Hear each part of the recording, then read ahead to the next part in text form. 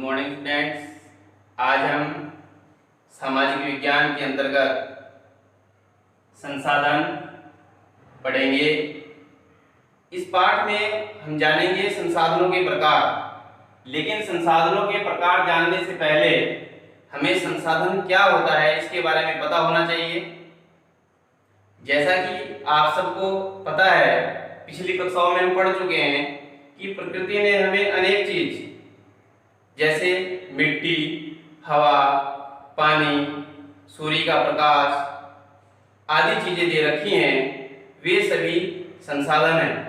लेकिन इन संसाधनों का वर्गीकरण हम कैसे करेंगे या फिर कौन कौन से संसाधन होते हैं, उन सबको हम अच्छे से यहाँ पर पढ़ पाएंगे। तो सबसे पहले है प्राकृतिक संसाधन। प्राकृतिक संसाधन वे सभी संसाधन जो हमें हमारी आवश्यकता पूरी करने के लिए प्रकृति ने हमें सीधे रूप से दिए हैं, वो सब प्राकृतिक संसाधन हैं। उनमें भी विकास और उपयोग के आधार पर संसाधनों का जो वर्गीकरण है वो अलग ढंग से किया गया है। उसमें पहला है वास्तविक संसाधन। वास्तविक संसाधन वे संसाधन कहलाते हैं जिनके बारे में हमें पूर्ण रूप से पता है कि वो कितने हैं। जैसे कि उदाहरण के लिए हम मानते हैं, जैसे जर्मनी में कोयला निश्चित है, सऊदी अरब में तेल के जो भंडार है वो निश्चित हैं, उनके बारे में पूर्ण रूप से पता है। वो सब जो है वास्तविक संसाधन कहलाएंगे। संभाव्य संसाधन ये वे संसाधन होते हैं जिनके बारे में हमें अभी कुछ पता नहीं है, लेकिन आने वाले समय में इनका उपयोग हम कर सकते हैं।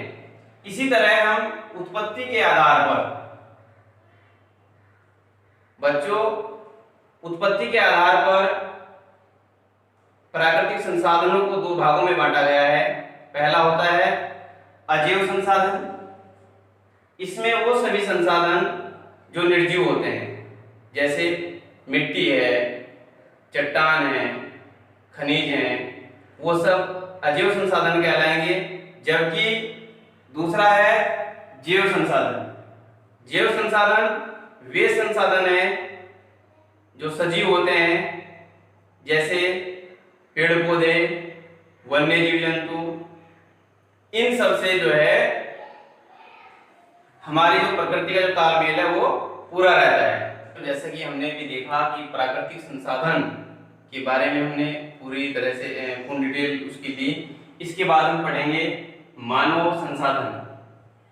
मानव संसाधन एक ऐसा संसाधन है जो प्रकृति ने हमें दिया, उसका सही उपयोग करके एक नई चीज बनाई, या कहें कि अपनी आवश्यकता पूरी करने के लिए हमने घर बनाया, गाड़ी बनाई, कार बनाई। जो भी हमने बनाया वो उसको बनाने में हम कामयाब तभी हुए जब हमारे पास उस तरह का कोई एक अच्छा मानव संसाधन था, क्योंकि बिना मानव संसाधन के वो पॉसिबिलिटी नहीं थी। उदाहरण के लिए जैसे एक पेड़ है, तो पेड़ को हम बिना मनुष्य के काट नहीं सकते। मनुष्य ही अगर चाहेगा तो उस पेड़ को हम काट सकते हैं, और काटने के बाद उसको हम अच्छी तरह से उसका अगर घर बना रहे हैं तो दरवाजा बना सकते हैं, कुर्सी मेज बना सकते हैं। और इन सब में भी हम तभी कामयाब हो पाएंगे जब उस मनुष्य के साथ साथ हमारे पास प्रौद्योगिकी भी होगी, तकनीक भी होगी, औजार होंगे, तभी हम इन सब कार्यों को कर सकते हैं। तो मानव संसाधन को अच्छा बनाने के लिए, बेहतर बनाने के लिए हमारे पास अच्छी शिक्षा और स्वास्थ्य होना बहुत जरूरी है। तभी हम अच्छे मानव संसाधन बना पाएंगे। और मानव संसाधन के अंतर्गत जो है बहुत सारी सेवाएं हैं, जैसे अच्छे ड्राइवर, अच्छे टीचर, डॉक्टर्स, ये सब जो है मानव संसाधन में ही आते हैं।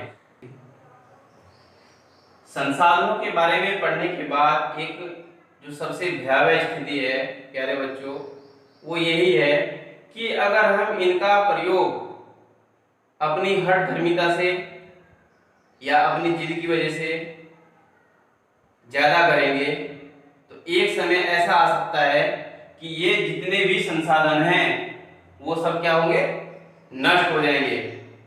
इनको बचाने के लिए ये हमारी अपनी व्यक्तिगत जिम्मेदारी भी होनी चाहिए, क्योंकि सरकार ने जो इसको बचाने के लिए संसाधन संरक्षण करके जो है बड़े अच्छे ढंग से पढ़ाया भी गया है, इसके लिए अलग अलग संस्थाएं बनाई गई हैं। लेकिन हमें व्यक्तिगत तौर से भी इनका ध्यान रखना होगा। एक उदाहरण के लिए, जैसे हम कार चलाते हैं या फिर मोटरसाइकिल चलाते हैं तो उसमें क्या लगता है, पेट्रोल या डीजल। अगर हम उसको अच्छे समझदारी से नहीं चलाएंगे तो क्या होगा, एक समय ऐसा आएगा कि वो पेट्रोल खत्म हो जाएगा या डीजल खत्म हो जाएगा और हमारे आने वाली पीढ़ी हमारे ऊपर दोषारोपण करेंगी कि हमारे बड़े जो बुजुर्ग थे उन्होंने हमारे लिए पेट्रोल बिल्कुल भी नहीं बचाया।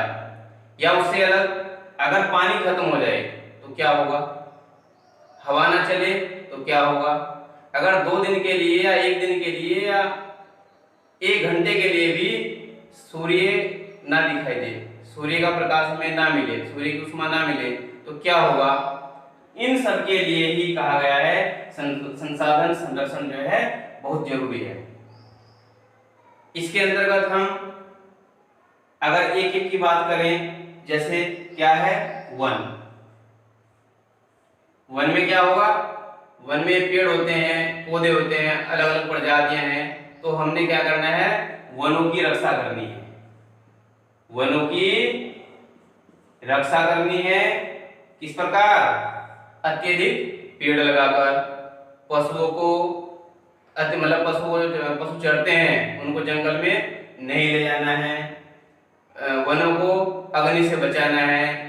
दूसरे क्या होगा, जब हम वन लगाएंगे, जब हम अधिक पेड़ लगाएंगे तो जो हमारे जल स्रोत हैं वो भी रिचार्ज रहेंगे, और जल स्रोत रिचार्ज रहेंगे तो इसका मतलब क्या हुआ कि पानी की मात्रा भी कभी कम नहीं होगी, और पेड़ ज्यादा होंगे तो ऑक्सीजन का लेवल भी मेंटेन रहेगा।